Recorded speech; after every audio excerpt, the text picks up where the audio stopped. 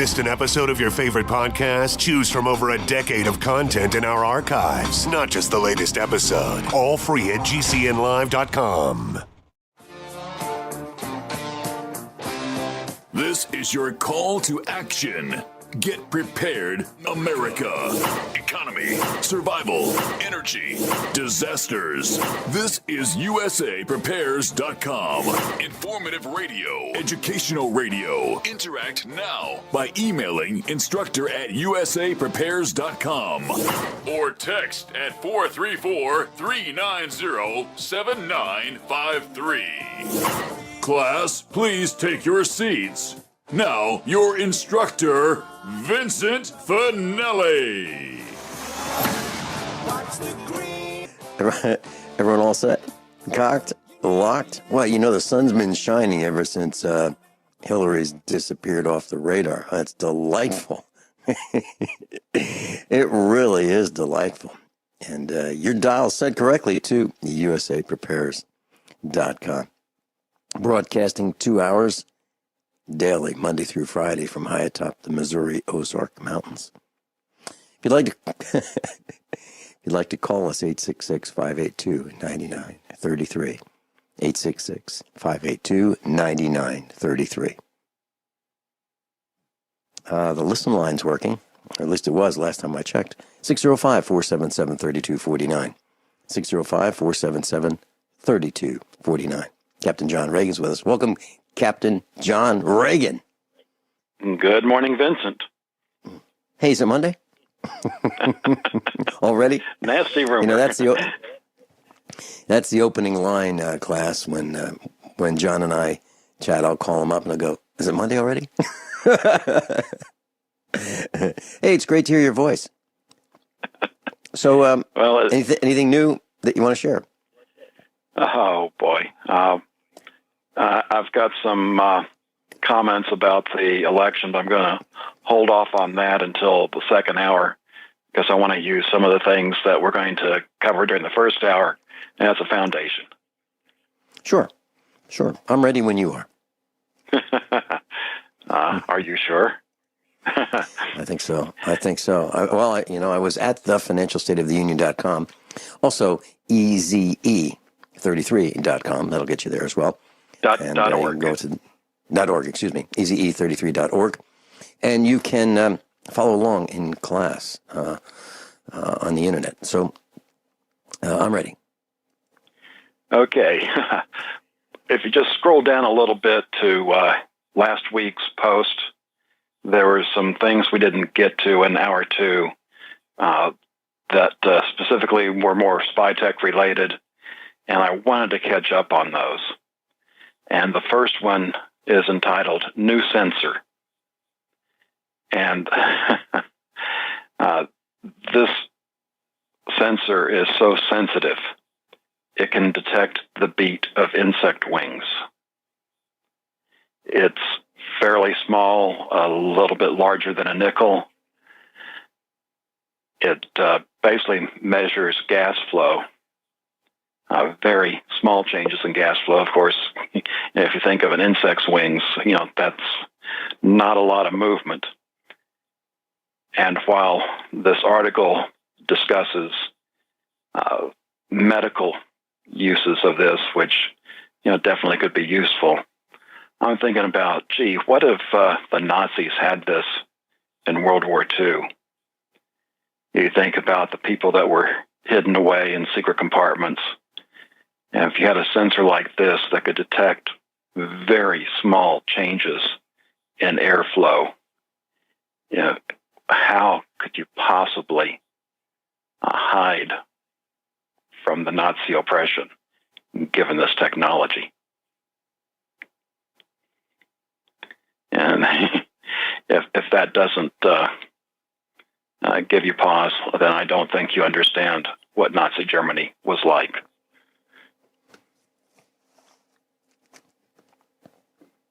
Well, I'm thinking about what you're saying, and I'm thinking about the spying that goes on. And I mentioned last week, John, that our smart meter stopped working, stopped transmitting. and we got an estimated bill which was about twice as high as it should have been. And I challenged, well, first of all, Mrs. Finelli challenged the electric company. I was really impressed that she stood her ground with the electric company, but she got nowhere. And so I made a phone call to the electric company, and, you know, in the standard Colombo model, I just, you know, I want to help. I just don't understand so many things. So I had all my facts and figures in front of me, and I explained to the gal on the other end of the phone that I was absolutely not going to pay their estimated bill because it was wrong. And I explained that it was wrong because the actual reading on the meter was lower than the estimated reading by far, and that I would pay my estimate, not their estimate, but the one that I thought was reasonable. And ultimately, I was able to talk to the supervisor in that particular department. And ultimately, we agreed on a number which was very, very close to my number, not their number. And they decided that they would send someone out to, you know, check the meter. Well, I said, well, okay, but that'll be on, you know, a time that's convenient for me, and I'll have to let you in because the gate's locked. Well, they called, and I said, you know, I have to call ahead of time, let us know exactly when. And they called and said, we'll be there in about 45 minutes. Is that okay? And I said, sure. They said they'd be coming. Well, they did. They brought one of those really heavy-duty trucks with the telescoping bucket. Now, our meter's on the ground. So they bought this big, massive truck. And to guide that truck, they had another truck. And so as these vehicles are approaching the farmhouse, I'm standing there in absolute amazement. And I'm counting as best I could. I said, 1, 2. Wow, it's 2. I got my fingers up. 2 fingers, one for each truck. And then as the trucks got closer, I counted on my fingers. I said, 1, 2. And then I leaned into this, opened the first truck that showed up. I leaned into the window and I said, 3, 4. Wow, you guys sent 4 guys. 4 guys. 4. Now I know why our electric bill's so high. They weren't going to take any chances with me, so they sent 2 teams to show up to fix this transmitter. And what did it take? It took the replacement of a circuit board, and it was a screwdriver changeover. But because they were dealing with high voltage, they brought the linemen, 2 linemen, and 2 people. So, John, what I'm telling you is there is no expense that these government-related spying industry or these companies are doing. They're not sparing any expense to make sure that they can monitor our activities.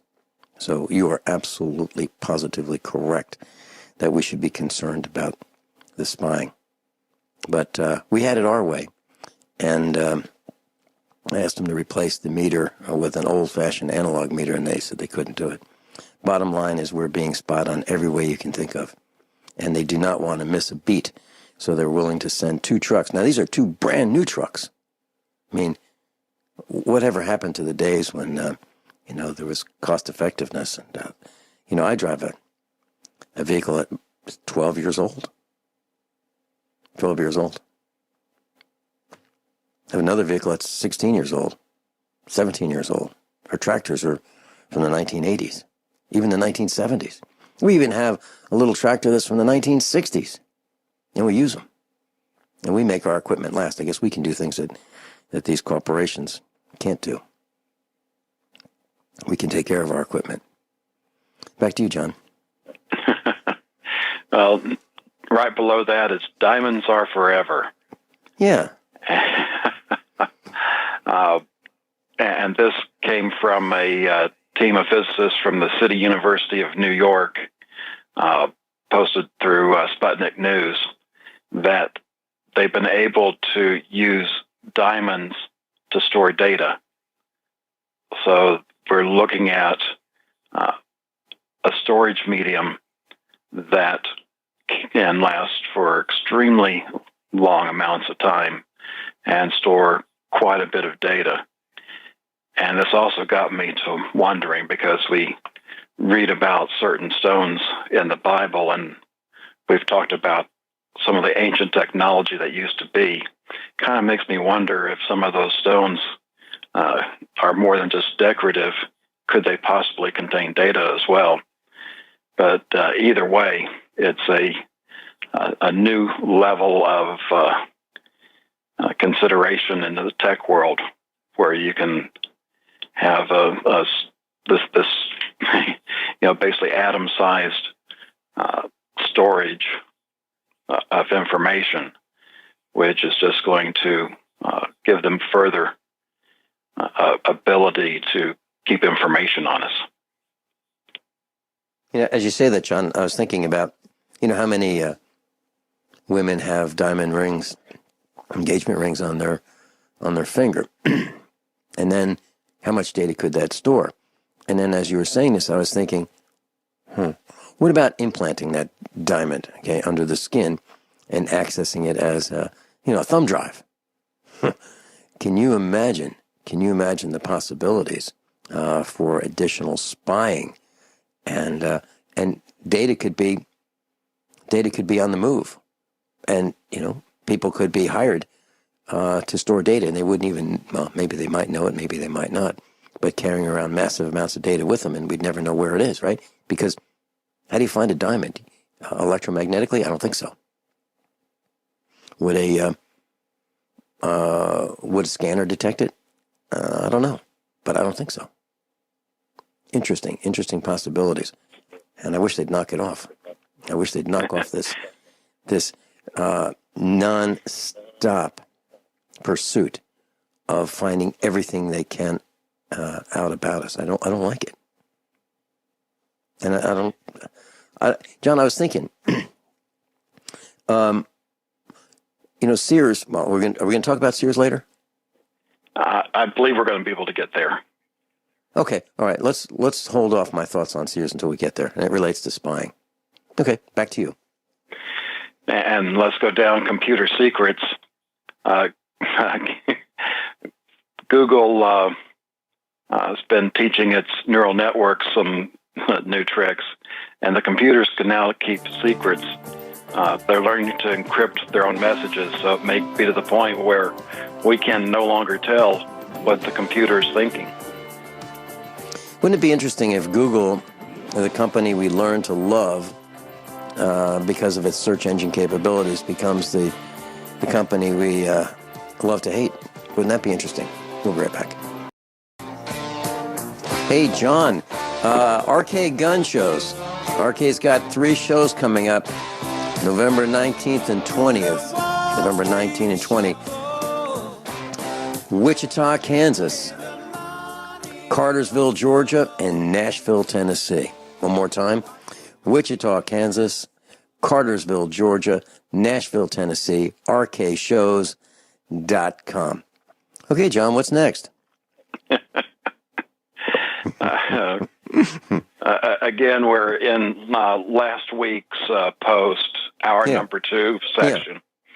Down near the bottom of that, I've got a post called Judge, Jury, ...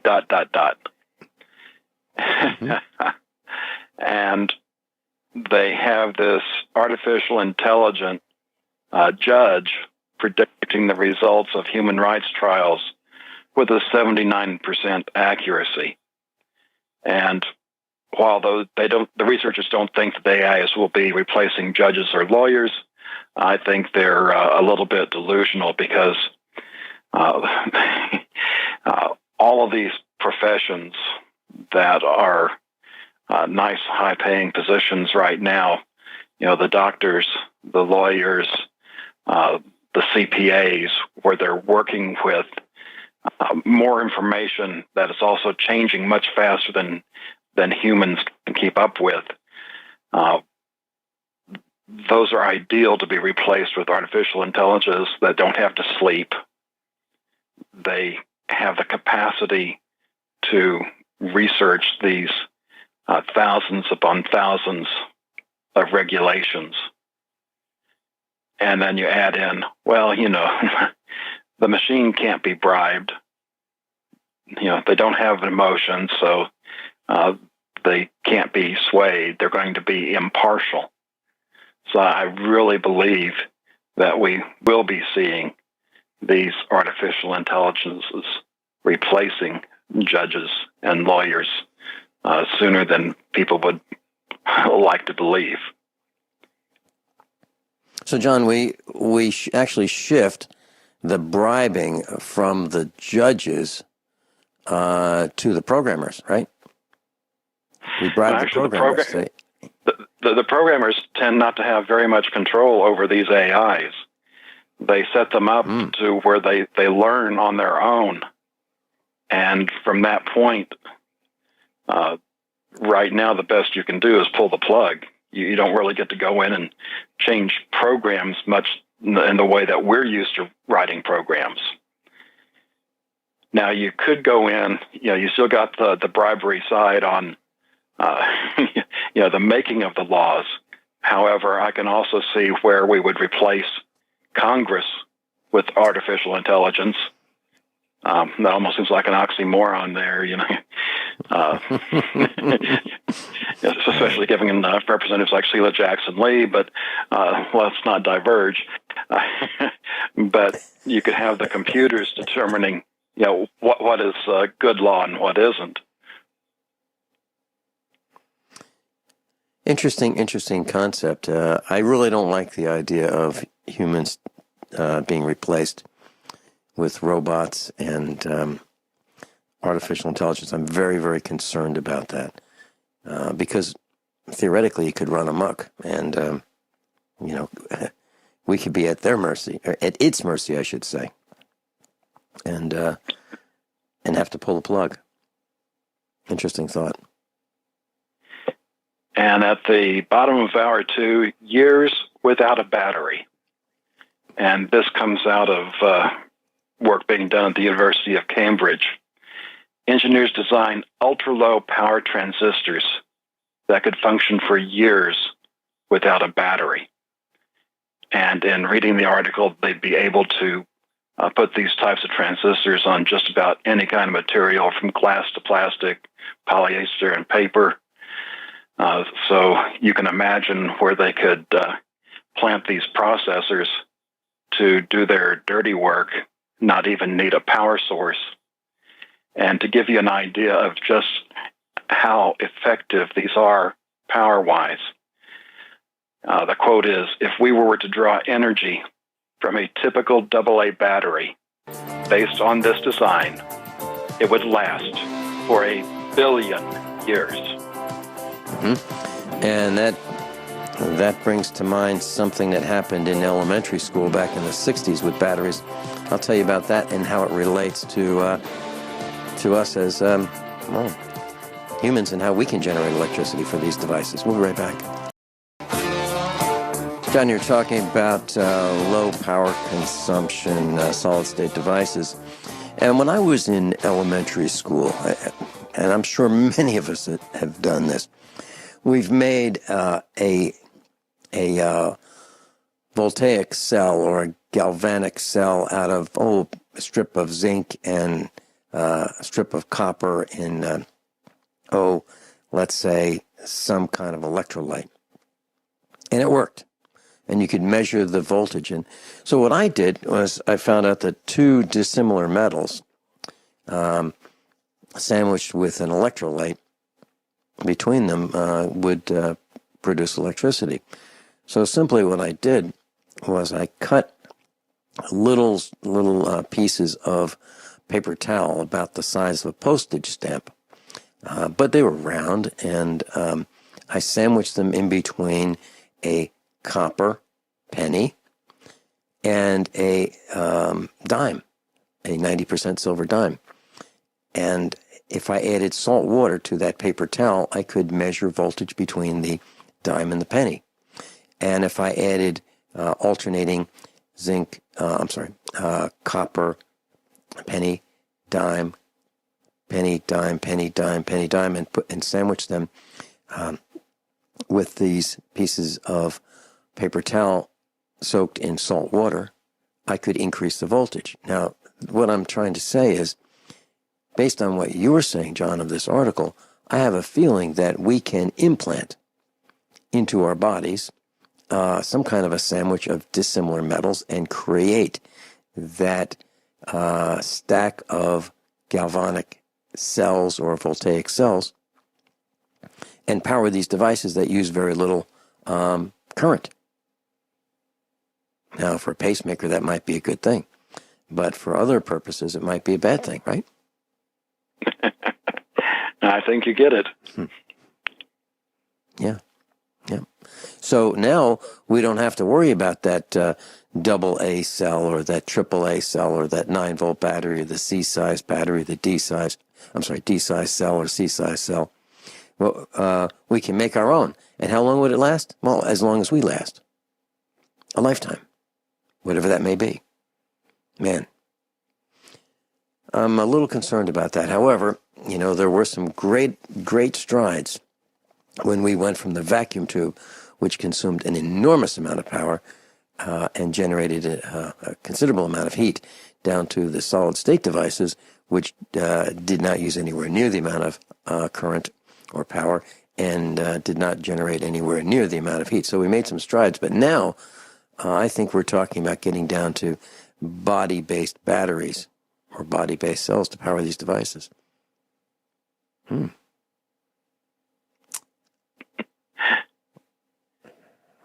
kind of speechless. I don't know what to say. I'm concerned.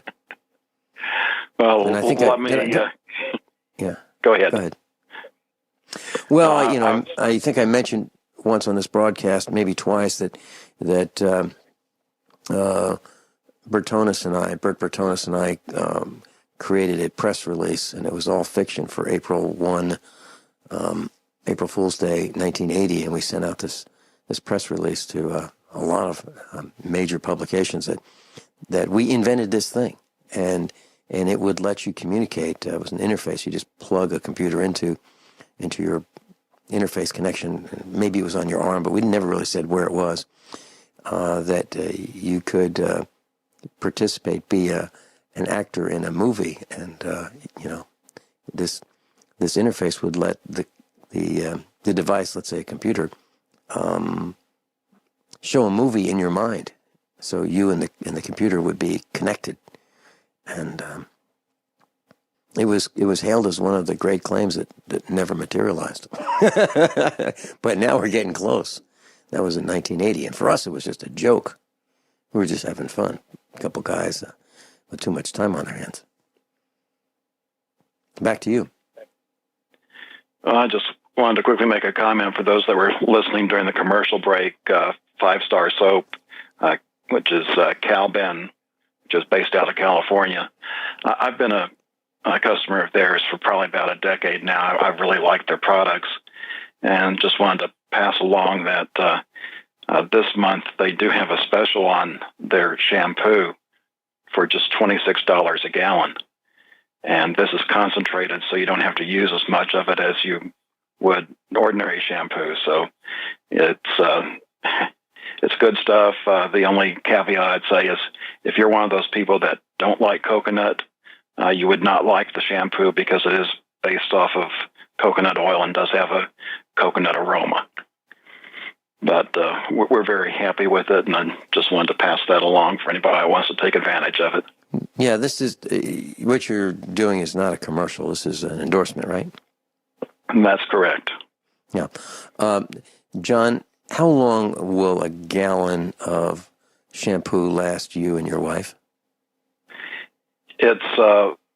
It's less than a year because, Becky has long hair and I've been going with a beard, so we're having to use more than what we used to. If you order their year supply of soap, you get a gallon in that. And it just depends on how your family uses things, how long the soap and the bar soap and the dishwashing soap and the laundry soap lasts. But I have not found a product in their soap line that I don't care about. Mm-hmm. Okay, and how do you transfer it into another bottle in the shower or the tub? What do you do? Because a gallon will be unwieldy. You're right. It comes with a small bottle. I don't remember. Probably holds 12 or 16 ounces. Okay. So you put it in that, and it's got the top that you flip, and so it's more like an ordinary shampoo bottle at that point. Okay. Very good. Well, before we leave last week, I do want to touch a little bit on the employment section, because they came out with the latest lies before the election. And I want to talk about the part-time wins link. Multiple job holders hit 21st century high as full-time jobs plummet. They were expecting to get about 173,000 jobs. Instead, it only rose by 161. But because they took 5 million people out of the workforce, they were able to lower the unemployment rate to try to get Hillary elected. And going back to the September household survey, the number of part-time workers increased by 430,000 as full-time workers declined by 5,000. In October, which is what this last report was, another 103,000 full-time jobs were lost and had a 90,000 increase in part-time jobs. Of course, this is all given to us courtesy of Obamacare. Hopefully some of that will get reversed early next year. And at least maybe a little bit of the pain will start to be eased. John, are you seeing some sunshine in Texas? Because literally it's been more sunny than before the election. Are you noticing that, or is it just me in our neck of the woods? Well, it's I think a lot of people, except the young that don't know any better because of their indoctrination, are happy about the way things went. Unfortunately, it doesn't change a lot of things, and like I say, I want to hold off till next hour to get into that. But I think people, for the most part, are happy the way things are, and I'm sure we're not going to be totally thrilled with everything that the new administration does, but I do believe that we're not going to be attacked as much as we have for... No, I meant, what I was saying is literally, it's sunnier. I mean, I'm looking out the window right now, and it's bright and sunny. Right. Well, depending on where you are, we're definitely in an area of high pressure. Unfortunately, that's also contributing to drought. And we're looking at some unusual temperatures this week, going up to even 80 degrees. Mm-hmm. So, this is the middle of November. It's supposed to be cooling down, and it looks like it will be, but there's also been a change in the weather pattern where it looks like we're getting a La Nina this year, which means that the South is looking to be dry, and goes to the weather pattern where you get the dryness where you don't want it because it needs water, and you're getting other places that are warmer, which can start messing with agriculture. So, like pretty much everything, there's a trade-off. Mm-hmm. Yeah, the reason I say that is I was doing a Hillary maneuver yesterday afternoon. I was on the old tractor, and I was going around in circles spreading manure. And, I was... and I was having a good old time with this chain harrow pulling it behind the tractor. It's 10 feet wide. It's way too small, and I'd like to have a bigger one, but I don't know how I'd get it through a gate. But, I was enjoying the sunshine. I had just a hooded fleece jacket on and a pullover, if you will. And it was great being out there. It really was. And this is November, and it's kind of unheard of for having this warm of weather here in November. We just turned the heat on a couple of days ago, and I don't mean on a lot. I mean just barely using any heat at all. And I don't remember it being this warm and at this time in November in my entire life. So there's something to this global warming, absolutely, positively, at least from my perspective. Captain John Ragan, I'll be right back. If you'd like to follow along with us, thefinancialstateoftheunion.com or eze33.org. We'll be right back. Captain John Ragan's with us, thefinancialstateoftheunion.com. John, there's a post, Drudge Report, China fires its first warning shot, warning iPhone sales will suffer if Trump starts a trade war. And so Donald Trump has talked about a tariff on Chinese imports. And so Apple phones are made in China. And where are we going to get our Apple phones? Well, as a matter of fact, it doesn't affect me at all. Not at all. And wouldn't that be nice if we started manufacturing products in the United States because of a tax on imported goods, and that will bring the jobs back to the United States. Wouldn't that be nice? Well, unfortunately, like we talked about last week, we had an example of a factory that came back, and instead of employing hundreds of people, I believe it was about a dozen that it employed for its 7-day-a-week schedule. Right, robots, right? Managing the robots, the AI. Mm-hmm. That's going to be a problem. And, we'll be talking about Sears when we come back from going into hour number 2. What's next? Well, we could probably get into that right now. Get into this week's resources. The first 3 links under financial have to deal with retail.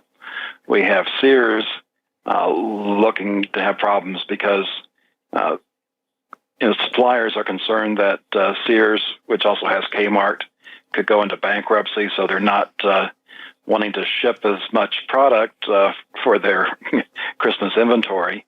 You have Macy's, who had net income fall by 87%, and it's the 7th straight quarter of declines in both profits and sales. And Fossil, they're looking at closing stores after a 70% profit loss. And I'm not sure any of these old-style companies are going to make it. They were late to the e-commerce table, and they really don't have anything to offer. Yep. And I think that maybe some of these brick and mortar companies are suffering because those of us who understand the spy technology don't want to go into malls. We don't want to go into Sears. We don't want to be on camera from the minute we drive into the parking lot and travel through the store and buy whatever we may end up buying from them. And there's another thing, and that is the tax. If we can, in Springfield, Missouri, and in the surrounding area, the tax is 8%, around 8%. And who wants to pay 8% sales tax on something from a store when you can have it shipped and maybe pay less in shipping than you would in tax?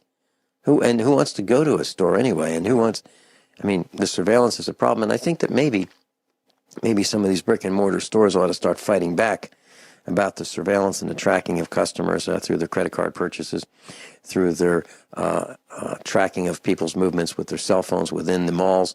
I mean, these are reasons why I'm not interested in going shopping at a mall or at Sears. And John, I went, had a few minutes. Our son, who was with me, and I thought, you know what? Let's go into Sears. So we stopped at Harbor Freight first. Needed to get a tool for a job we were doing, and a specialty tool. Went into Harbor Freight, looked at the wrenches and their sockets and a lot of their tools. And then we went into Sears, went into the tool department, the Craftsman tool department. And what did we see? It looked like the wrenches, the Craftsman wrenches that have a very distinctive pattern. distinctive size, distinctive shape, distinctive stamping, were replaced. Many of them were replaced with these tools that looked exactly like the Chinese factory tool outlet, which is Harbor Freight. That's my term for Harbor Freight tools. The same tools. I believe they're identical. And instead of saying Pittsburgh, which is a Harbor Freight brand, they say Craftsman.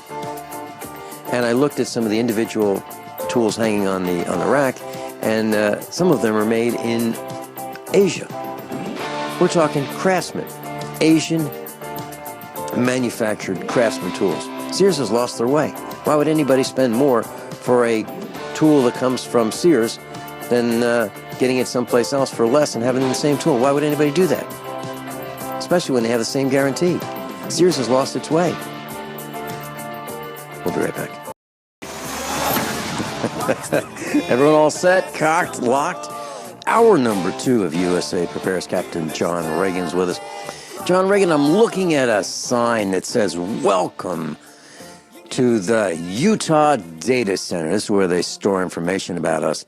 And then below the welcome to the Utah Data Center, it says, "If you have nothing to hide, you have nothing to fear."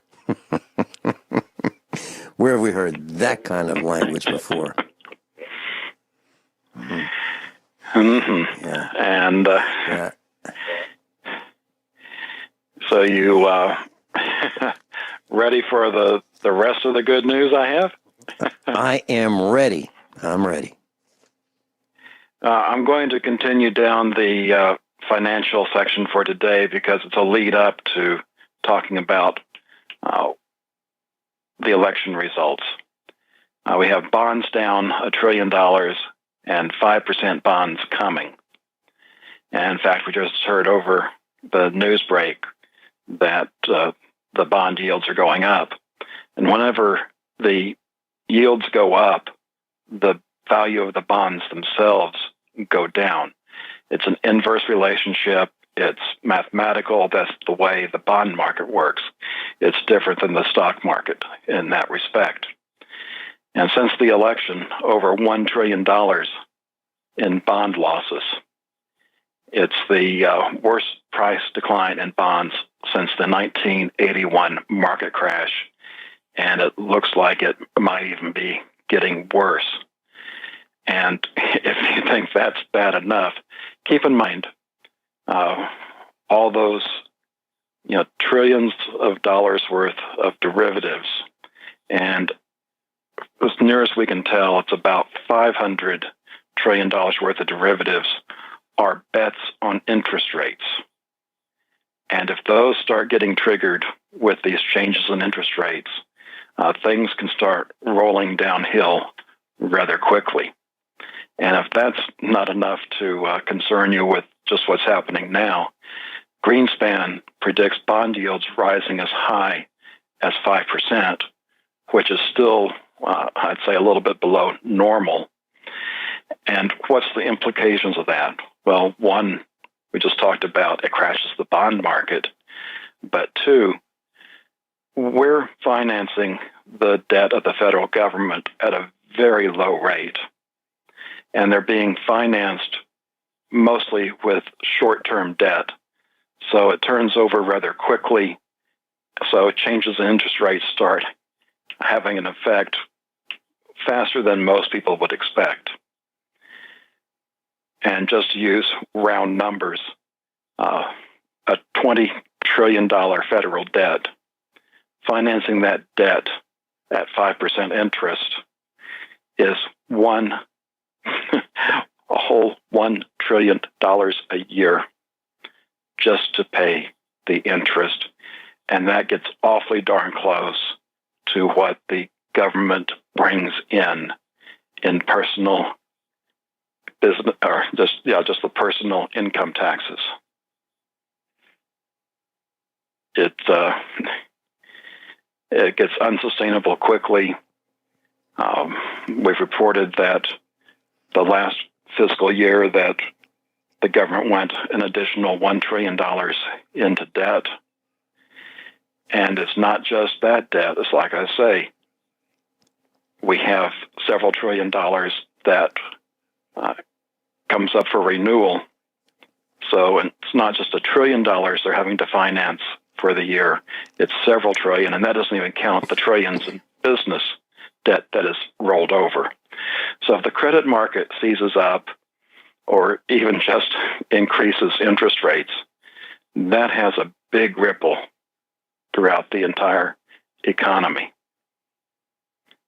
I was thinking about Sears, John. Yeah, I was thinking about Sears. And Sears is concerned about getting inventory so for Christmas.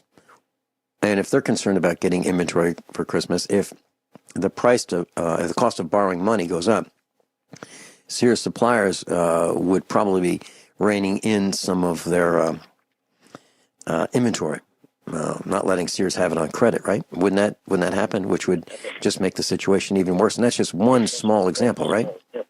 Right. Mm-hmm. Okay, so raising interest rates is bad for sales, isn't it?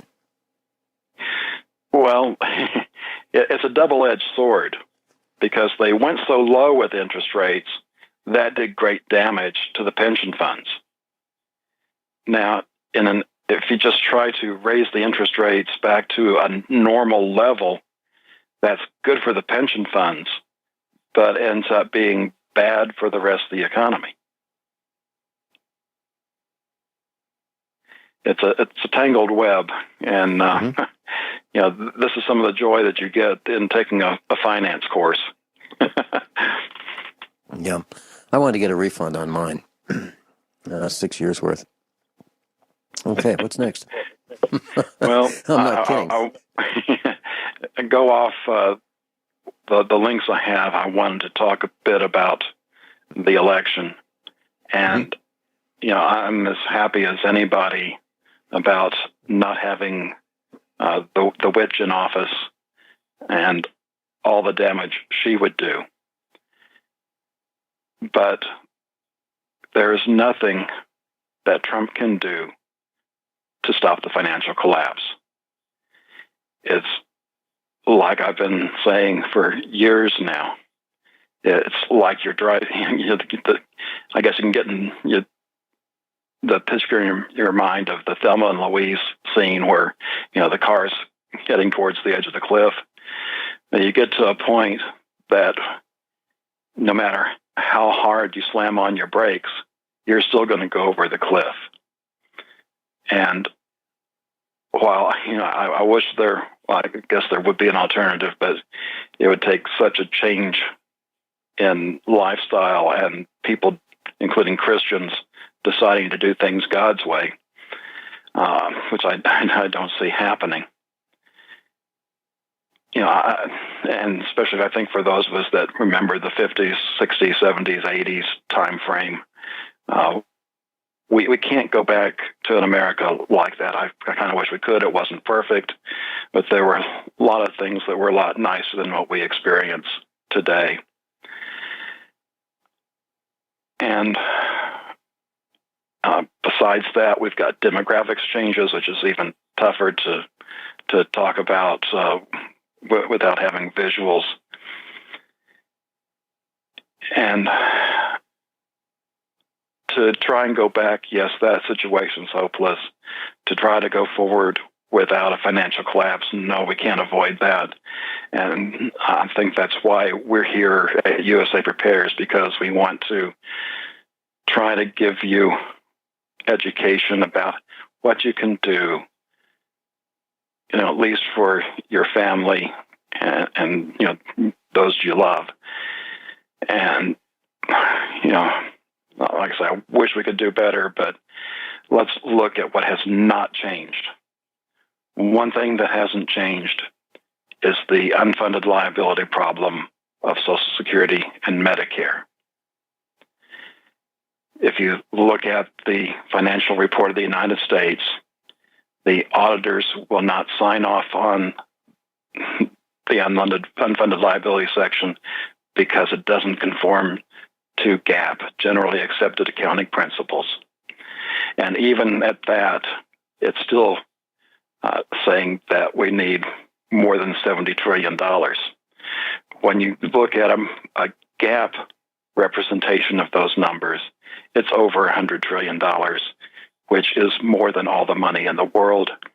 But when you look at the assumptions that were used in that, very poor assumptions. That's described in my book, The Financial State of the Union. And Professor Kotlikov uses the Congressional Budget Office's alternate fiscal scenario, which uses at least some more realistic, and I think this too over-optimistic numbers, but it's still not as rosy as what's used in the Financial Report of the United States. And Professor Kotlikov comes up with a number that's over 200 trillion. In fact, his last report was 206 trillion. And that's more than twice all the money in the world. And that's not what it takes to, what we need to pay out. That's what we need today, earning 5.7% interest in order to pay for those items into the future. So even if that much money existed, you then have the problem of where do you invest it to get that 5.7% return? It's an impossible situation, and it's, short of getting rid of Social Security and Medicare, that problem is not going away. But that's not what is going to take us down. We have the pension funds, which we've already talked about how they're popping, and it's probably going to get much worse. And they're only a few $1 trillion compared to the 100 or 200 trillion that we've talked about for Social Security and Medicare. And in addition to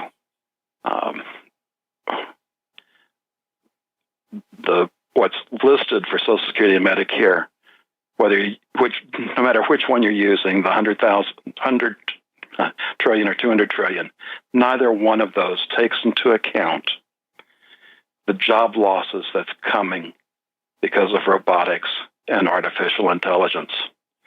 When you start losing those millions of jobs, and some of those are pretty good paying jobs, they can't all become waiters, even getting the low paying jobs. That's going to cause a lot less money to go into Social Security, Medicare, and pension funds. The situation is just going to accelerate, getting worse. I can't tell you when it's going to happen, what the final straw is, but it's coming.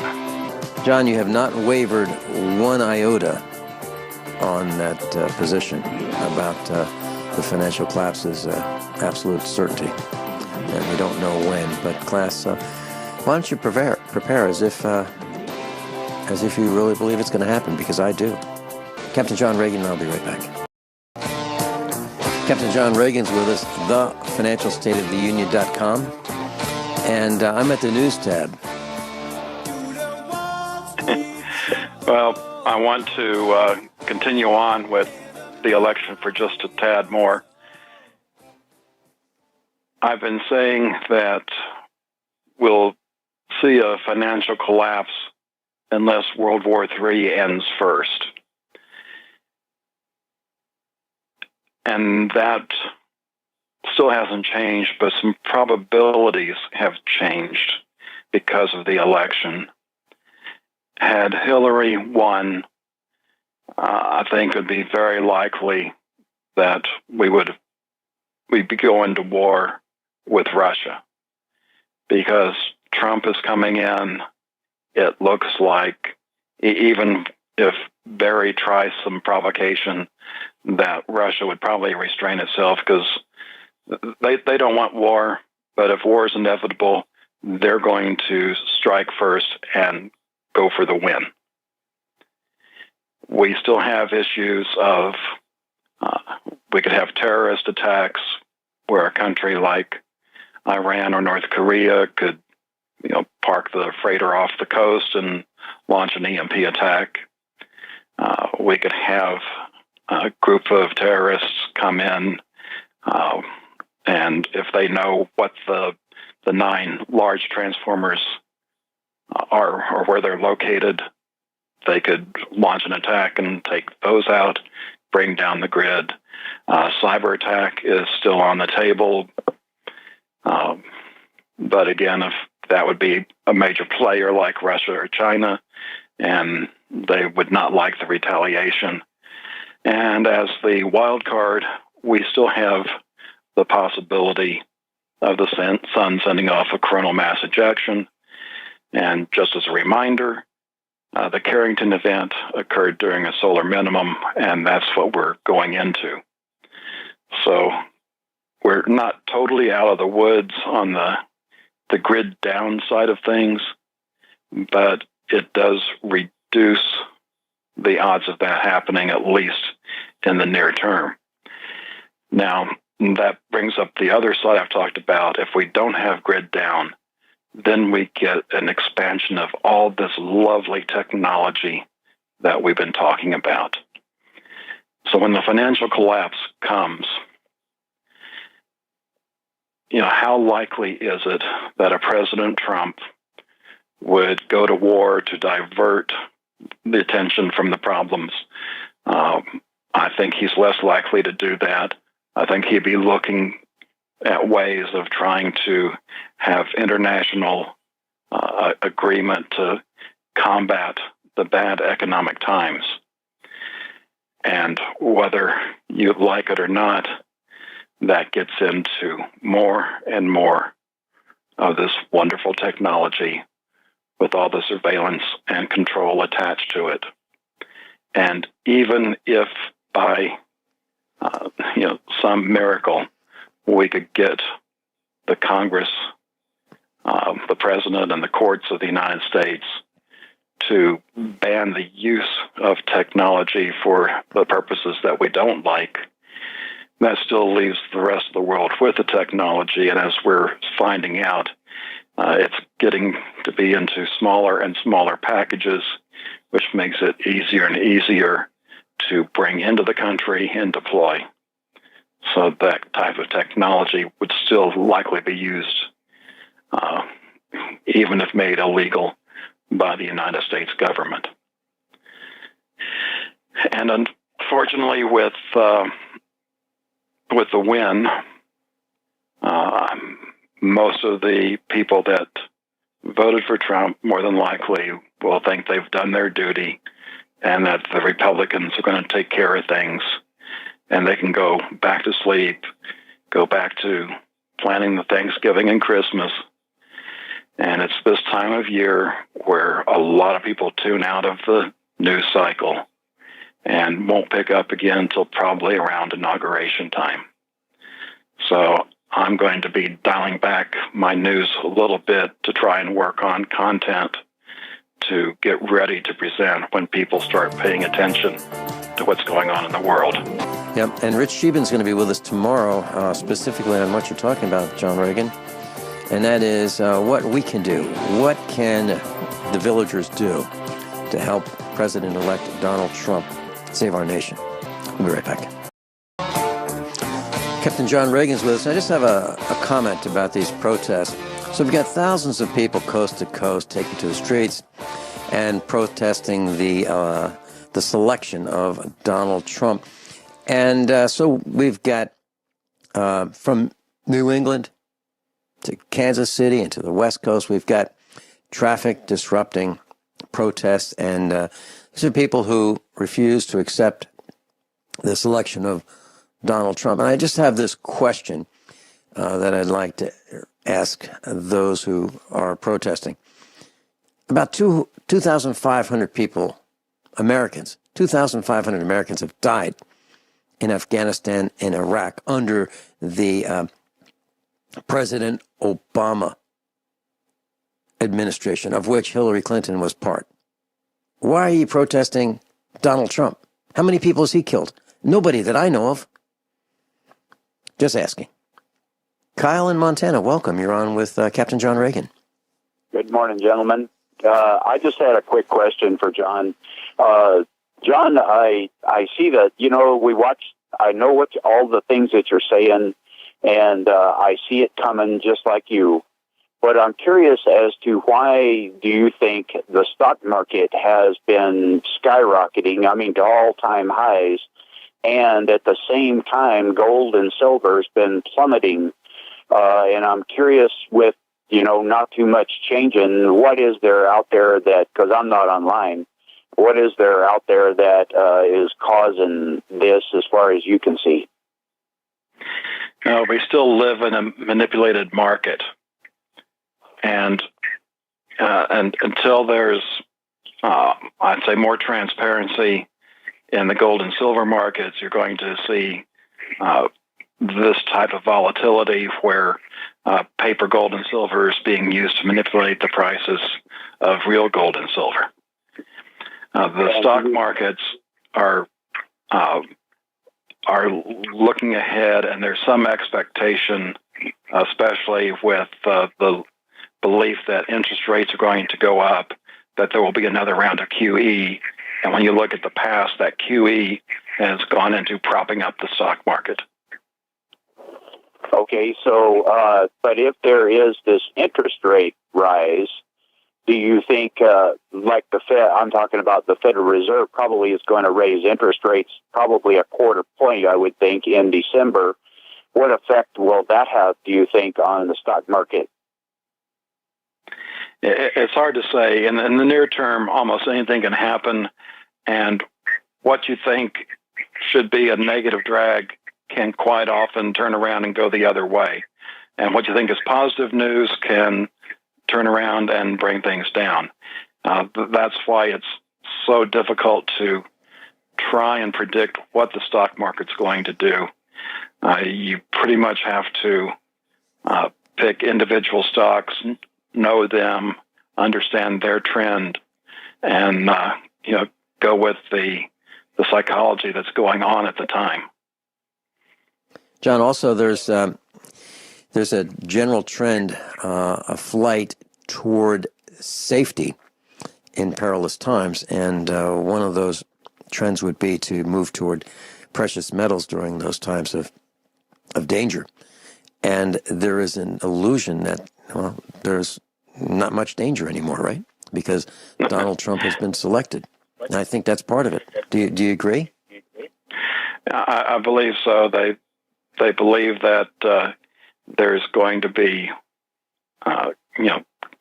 some smoother sailing ahead, some changes in laws and regulations that would allow for certain things to happen, especially for the energy industry, where we may see coal plants come back. It's good for oil. Unfortunately, the economy is so bad, even with improved opportunities for oil. And I've got a couple of articles today. Toyota and Nissan say the automotive market's going sideways, and GM is cutting 2,000 jobs. Things are not good in the auto segment. My understanding is that some of the Japanese manufacturers are reducing the amount of exports into the United States in terms of automobiles. Is that true? Well, yes, and there's a combination of factors. We've talked about the student loan problem. We've got over $1 trillion worth of student loan debt now. And then we also have the graduates either not finding jobs or not finding jobs in their area, and they don't have the money that previous generations had. So in addition, you've got that demographics change where you've got a smaller population from the baby boomers that would be using cars. And as the baby boomers retire, a lot of times they go down from, say 2 cars to 1 car because they don't need 2 cars because you don't have 2 people going in different directions for work. So all of that is factoring into this car and light truck problem. Mm-hmm. And there's a post that you linked to that says Toyota and Nissan say the U.S. auto market has peaked. And that's on Bloomberg Markets. And so they paired their forecast by 60,000 vehicles. That's Toyota. Yeah. Merry Christmas. Kyle, that was a great question about the market. Excellent question.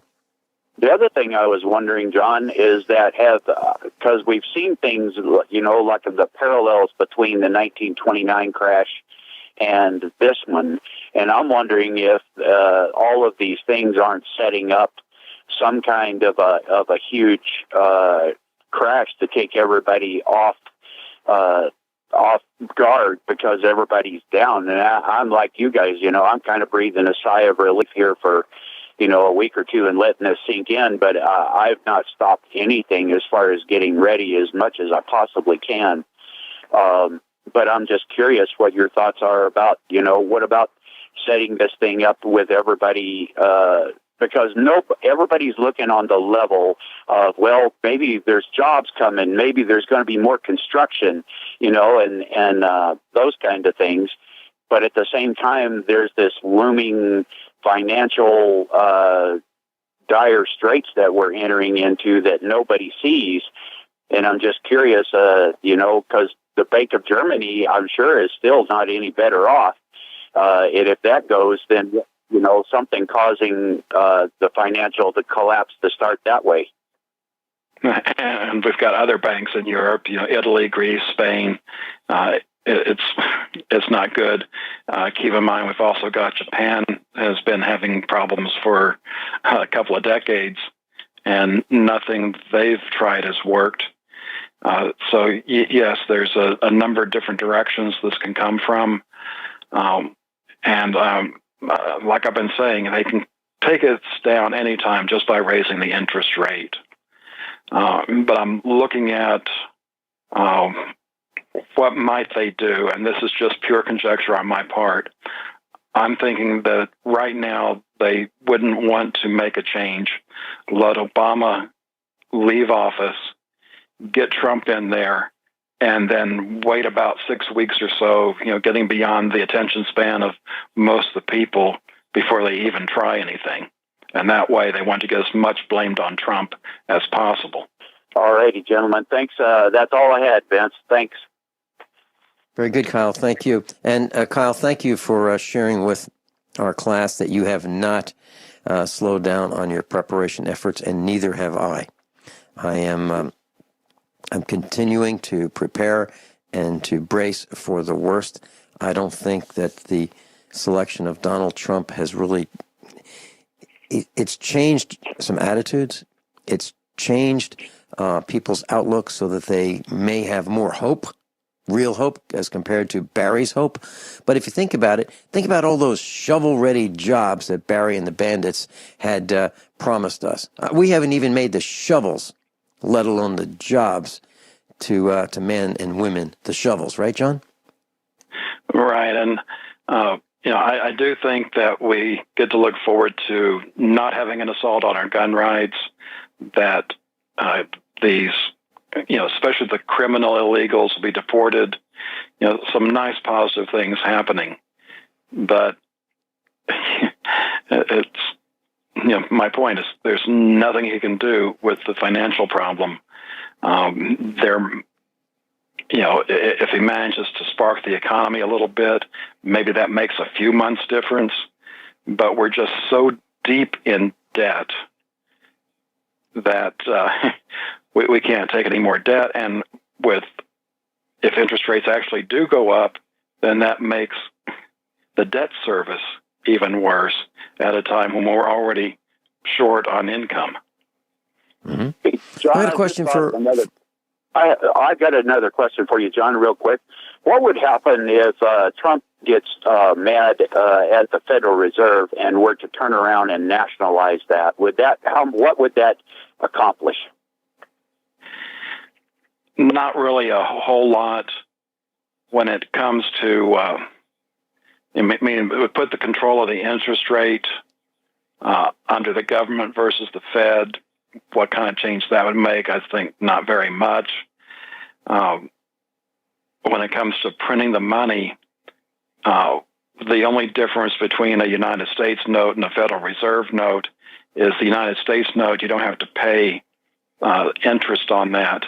But the way that the agreement is made with the Federal Reserve is the interest we pay, a certain amount of that gets back to the Treasury, because that's the way it's set up is that interest is used to pay for the expenses of the Federal Reserve. And once you get above that, it goes back to the United States. So it doesn't change things. We've also talked about, what can we do about going back to real money, gold and silver? But, that takes well, we've gone so far, that's horrendous. Kyle, I've got a quick question for you. Can you buy 22 long rifles at Walmart in Montana? Not once have I been able to get any. Very good. Kyle, thank you so much for being with us. So, Captain John Ragan, I had this vision. And so in this vision, Donald Trump calls for a meeting. He invites Winchester and Remington and CCI, and he says, hey, guys, I remember learning how to shoot a .22 rifle when I was a child. Those were great memories. I surely think it'd be nice if you guys would start making them available to the villagers again. And that's the end of the meeting. Wouldn't that be nice? Do you think they'd get the hint? Because I have been to the Chinese factory outlet for years, and they don't have them. They don't have 22s, for the most part. I was able to get them once, and that was because the woman was just putting them on the shelf. And Kyle said he hasn't been able to get them. So when I go to the Chinese factory outlet, every once in a while I'll say, so you have any 22s? And they always say, no. So you ever get them? And the last time I asked was several weeks ago, and the gal behind the counter had a couple of minutes for me, and she said, we get like one box every couple of months. One box every couple of months. Can you imagine? So they still have shelf space for 22 long rifles in the milk cartons, and they get one box every couple of months. That does not seem like something that Walmart would do. Something is really up there. Having shelf space for something they get every couple of months that probably sells within minutes does not sound like a good use of shelving space, because there's something up there, and I still don't know what it is. John, back to you. Now I'm going to try and get through work like a peasant, underemployment, and nuclear winter and preparedness. Research shows that the average American worker took just 16.2 days vacation in 2015. In 13th century, English peasants enjoyed 150 days off a year. And then that got me wondering about taxation, so I looked up Wikipedia. By the middle of the 13th century, tax on movable property had become fixed by convention at a 15th, which would be 6.6% for those in the country, and a 10% for those living in towns. Today, government spending is more than 35% of GDP, and we know that GDP is much more than what income is. So something higher than 35% of our income goes to feed the government today. The peasants had it good. And to get into nuclear winter, and this article references a recent study, which is from April of 2014. Our eyes have been fixed on Syria and Ukraine as possible starting points, and there's another one that is going on that doesn't get as much media attention, and that's what's the tensions between Pakistan and India. And what happens if there's a limited nuclear war, just 100 nuclear warheads used, that'd be, basically say 50 from each side. Well, this says that there would be years worth of cooling, which would be devastating to growing crops, and an increase in radiation because depleting the ozone layer, which would be devastating for plants and animals. And this would be a difference of 1.6 degrees Celsius the first 5 years, which means if you can't grow food, you have to have it stored. And if you don't know how to raise food, you've got at least a 3-year learning curve. So to me, that would translate into, if you're not already raising your own food, you need to have at least 8 years of food stored up should India and Pakistan go to nuclear war. And with the die-off, what about the grid? How's that grid going to keep running? And how are we going to still have electricity? And how are we going to cool those reactors with diesel fuel that's needed to shut them down?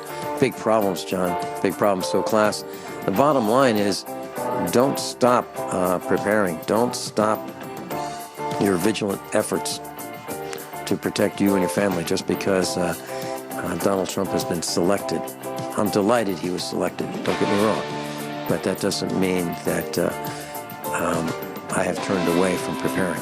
Captain John Ragan, thank you so much for being with us today. Thank you so much for all of your hard work in preparing the lessons. And if you'd like to go to the website, eze33.org, eze33.org, or thefinancialstateoftheunion.com. Class, above all, honesty and integrity. What happens next is up to you.